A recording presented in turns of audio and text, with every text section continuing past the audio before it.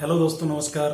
मैं एक बार फिर Mukesh Kumar Yadav PACS knowledge channel पर आप सबका हार्दिक अभिनंदन करता हूं, स्वागत करता हूं।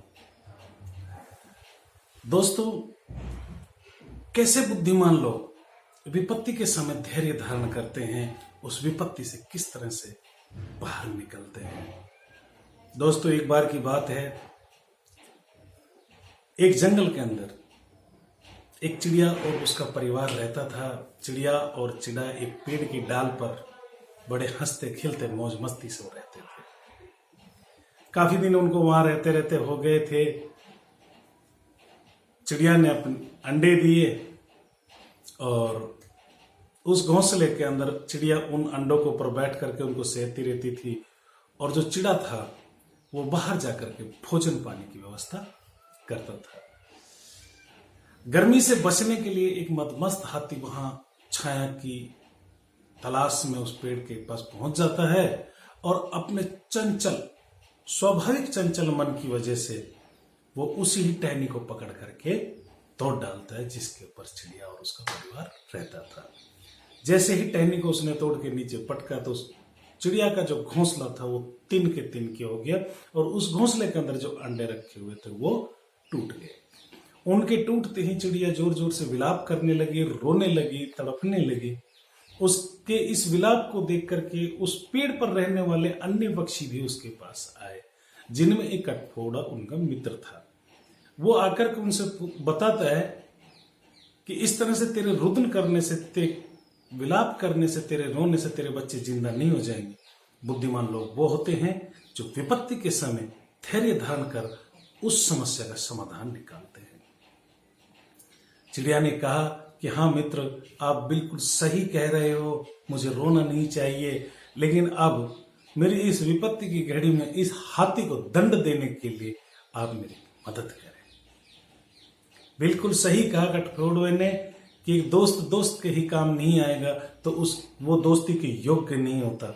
विपत्ति के समय दोस्त ही दोस्त की मदद करता है। और वो उसको बताता है कि विनाक मक्खी और मेघनाद मेंढक मेरे परम मित्र हैं, मैं उनसे सहायता लेकर के और कोई योजना बनाता हूं।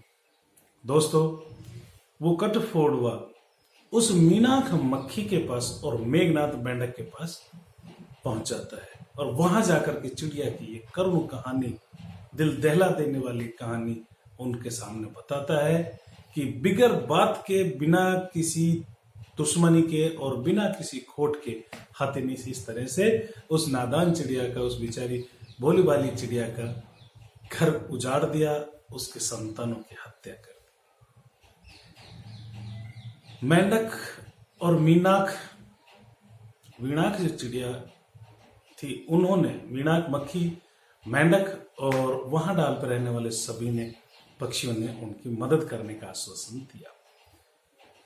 मेंढक और वीणाक मक्खी कठफोड़ों के साथ साथ चिड़िया से मिलने के लिए आ जाते हैं जहां वो रुदन कर रही थी। वहां करके उसके पास बैठ करके वो एक योजना को कार्य रूप देते हैं, रोज योजना बनाते हैं और बताते हैं कि हमें इसे किस तरह से कार्य में लेना है, किस तरह इसके अमली जामा पहनाना है।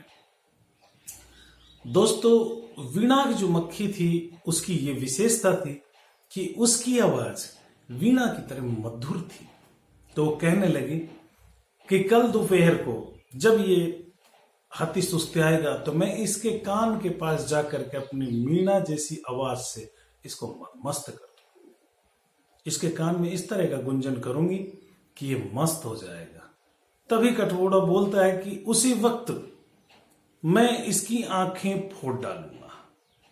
और मेघनाथ जो मेंढक था वो कह रहा था कि मैं अपने परिवार के साथ गहरे गड्ढे में जाकर के छिप जाऊंगा और वहां जोर जोर से मेघ की सी गर्जना करने लगूंगा, टर्राने लगूंगा। कान में वीणा की आवाज होने की तरह मदमस्त हो जाएगा कठफोड़ों को इसकी आंखें फोड़ने का मौका मिल जाएगा। और जैसे इसकी आंखें फूट जाएगी, दर्द से बिलबिलाएगा, तड़पेगा, तो इसे पानी की प्यास लगेगी। पानी की प्यास में यह अंधा हाथी उठ के जब चलेगा तो मेघनाथ मेंढक की आवाज सुन करके उधर जाएगा जिधर मेंढक टर्राएंगे। ये सोचेगा कि वहां कोई सरोवर है, लेकिन गहरे गड्ढे में ये गिर जाएगा और वहां तड़प तड़प करके अपनी जान दे देगा। इस तरह से हमारे दोस्त का इंतकाम पूरा होगा। सबने एक दूसरे का समर्थन किया, योजना अच्छी थी। चिड़िया के दिशा निर्देशन में ये कार्य हो रहा था। दोपहर हुआ, दोपहर होते ही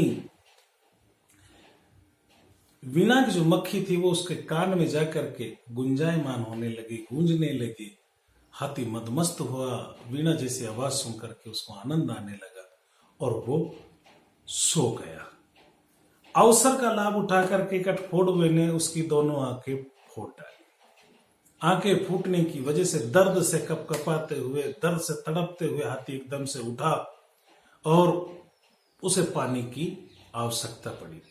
पानी के लिए जब वो इधर उधर अंधा हो गया था, आंखें फूट के दिखाई नहीं दे रहा था, तभी मेघनाद मेंढक की टर्राहट सुन करके, उसके परिवार की टर्राहट सुन करके उस तरफ दौड़ता है और जैसे वो वहां जाता है तो उस गड्ढे में गिर जाता है। और दोस्तों, उस गड्ढे में गिरने के बाद वो 1-2 दिन में तड़प तड़प करके अपनी जान दे देता है। दोस्तों, इस पूरी कहानी को सुनाने के पीछे मेरा मकसद यही है कि आज हमारे समाज के अंदर मदमस्त हाथियों की कमी नहीं। जिसको जब भी मौका मिलता है, जैसा भी मौका मिलता है, वो बसे बसाए किसी को घर को तोड़ने की कोशिश करता है, उसको उजाड़ने की कोशिश करता है, उसको बिगाड़ने की कोशिश करता है। आज देखना, समाज के अंदर आपको आपके हितैषी कम मिलेंगे और दुश्मन ज्यादा मिलेंगे। दुश्मन वो मिलेंगे जिनसे आपका कोई लेना देना नहीं है, लेकिन वो आपके विकास को, आपकी तरक्की को, आपको आगे बढ़ते हुए नहीं देखना चाहते। आपको वो हमेशा रोकने की कोशिश करेंगे। तो दोस्तों, इस कहानी के माध्यम से मैं आप तक यही सीख पहुंचाना चाह रहा था कि चिड़िया, मेघनाथ और वीणा मक्खी की तरह कठफोड़वे की तरह धैर्य धारण करके बल, बुद्धि और विद्या को काम में लेते हुए अपने जीवन को आगे बढ़ाएं। दोस्तों, मेरी कहानी अच्छी लगी हो तो शेयर और लाइक जरूर करना। जो नए दोस्त इससे जुड़े हैं वो चैनल को सब्सक्राइब करें। उम्मीद करता हूं कि आपका स्नेह ऐसा ही बना रहेगा। फिर मिलते हैं, तब तक के लिए जय हिंद, जय भारत।